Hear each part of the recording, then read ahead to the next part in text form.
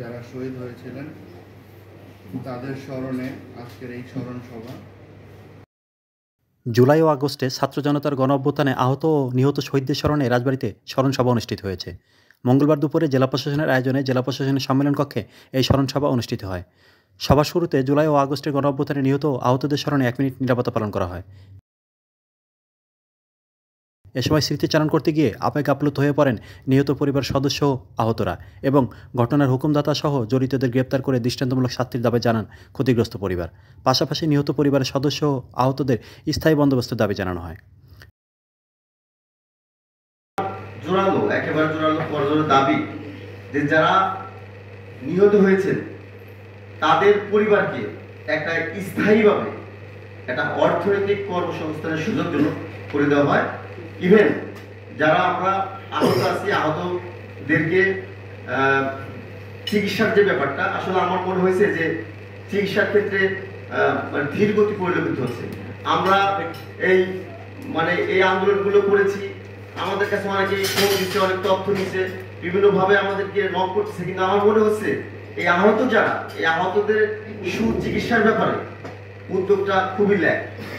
এই আলোকে আমি চিকিৎসার ব্যবস্থা করতেছি এবং সবাইকে স্ব যোগ্যতা অনুযায়ী যেভাবে আছে অর্থনৈতিক যে সিচুয়েশনগুলো স্থায়ীভাবে আপনারা আমাদেরকে দেখবেন। আর একটা কথা বলতে চাই যে এই 5ই আগস্ট এই আন্দোলনের মধ্য দিয়ে দীর্ঘদিনের একটা অরাজকতা পরিবেশ থেকে আমরা মুক্তি পেয়েছি। আমরা চাই যে স্ব জায়গা থেকে স্ব ব্যক্তি একটা সুন্দর রাষ্ট্র, সুন্দর দেশ, সুন্দর জাতি, সুন্দর একটা সমাজ গঠনের জন্য সবাই প্রত্যয়বদ্ধ হয়ে আমরা কাজ করব। পরে জেলা প্রশাসনের সম্মেলন কক্ষে রাজবাড়ীর 3টি শহীদ পরিবারকে সম্মাননা স্মারক দেওয়া হয় এবং আহতদের সুস্থতা কামনা ও নিহতদের রুহের মাগফিরাত কামনায় দোয়া মোনাজাত করা হয়। স্মরণ সভায় সভাপতিত্ব করেন রাজবাড়ী জেলা প্রশাসক মোহাম্মদ জাহিদুল ইসলাম মিয়া।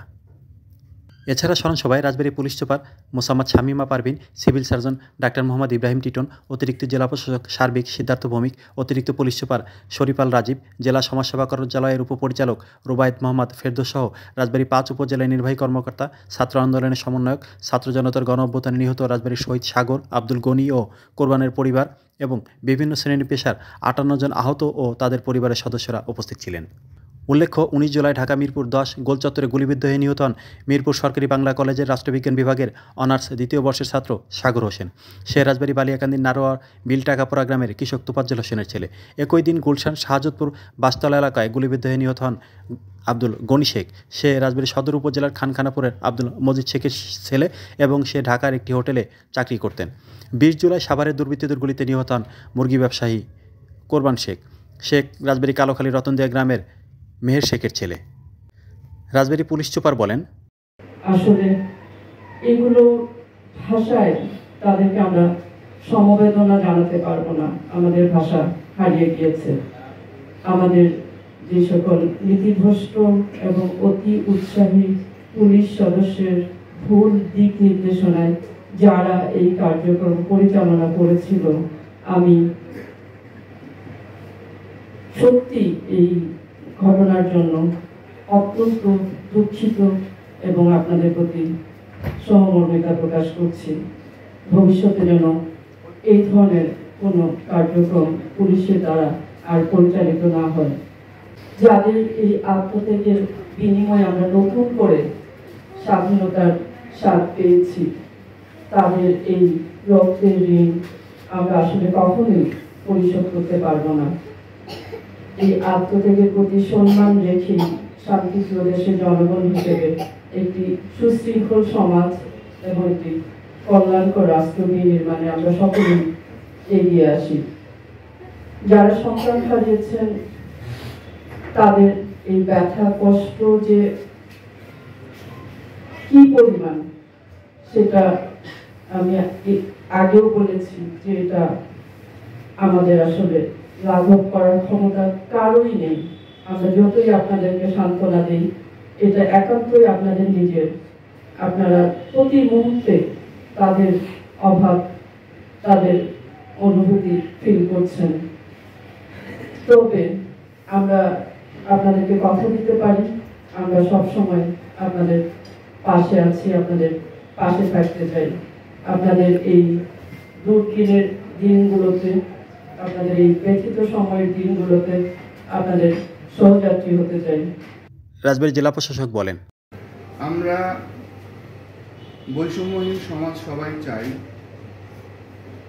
কিন্তু এত রক্তের বিনিময়ে চাই না। আমরা এত রক্তের ঋণ কিভাবে পরিশোধ করব?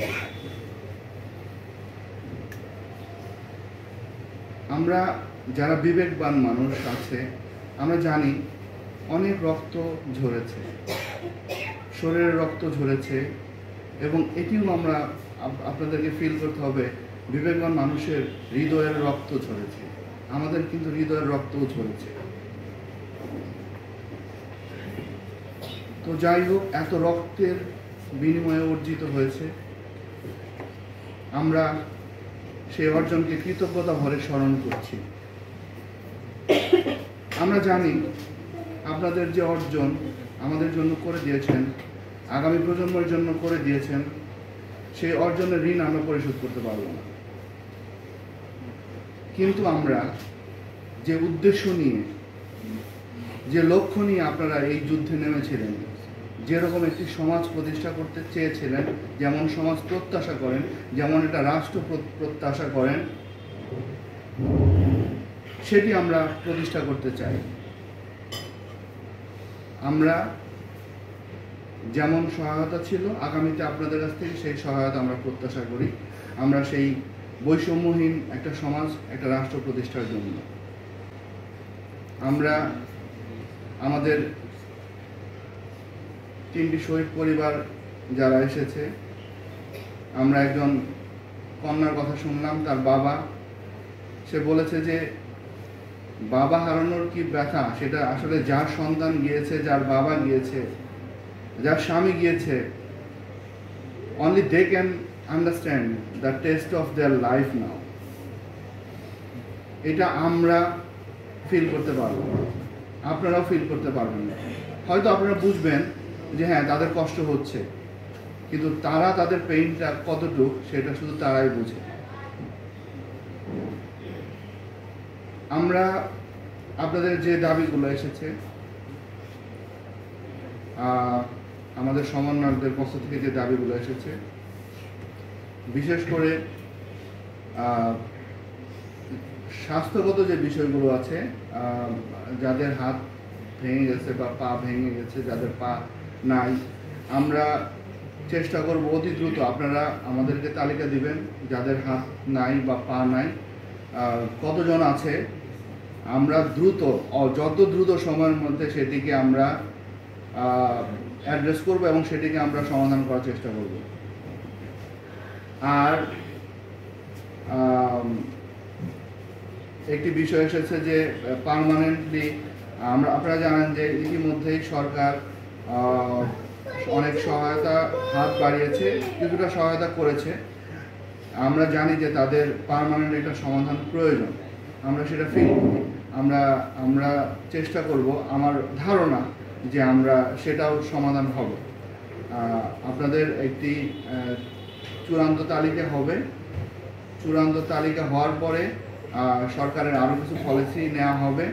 আমরা এখনই আশাহত না হই, আমরা ধারণা করছি যে সেই সমাধানগুলো আমরা অতি সত্ত্বর আমরা জানতে পারব। আর নিশ্চয়ই আইনের মাধ্যমে তাদের বিচার হবে, অবশ্যই এটি সবাই প্রত্যাশা করে এবং আপনারা দেখছেন সেটি হচ্ছে এবং সেটি হবে। আর একটি বিষয় এসেছে যে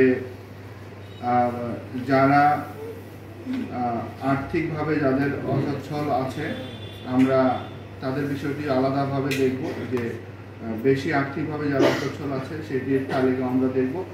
আমরা আমাদের জেলা প্রশাসনের পক্ষ থেকে আমরা তাদেরকে যতটুকু পারি আমরা সহায়তা করব। আর আরেকটি বিষয় এসেছিল, আমাদের তুর্য বলেছিল যে বিচার ছাড়াও একটি স্মৃতিস্তম্ভর কথা বলেছিল। আমরা স্মৃতিস্তম্ভগুলো আমরা সেটা দেখব, আমরা বসে কীভাবে এটা কী প্যাটার্নে নিশ্চয়ই সেন্ট্রাল ডিসিশন আসবে, আমরা সেটি তাদের ডিসিশন অনুযায়ী আমরা কাজ করব। আমরা মনে হয় তালিকা পাঠানোর পরেই একটি